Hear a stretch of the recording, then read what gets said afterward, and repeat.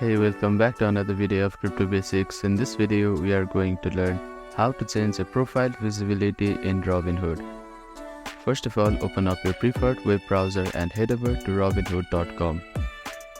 Now, log in to your account. Click on the account option at the top right corner and go to Settings.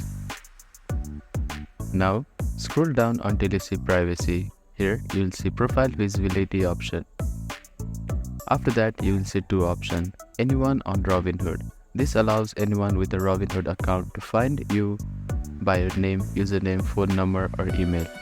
And the second option, no one. This prevents anyone from finding you by your name, username, phone number or email.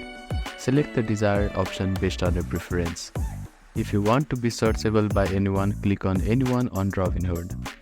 And if you want to be unsearchable by anyone on Robinhood, click on no one. So that is how you can change your preference in Robinhood.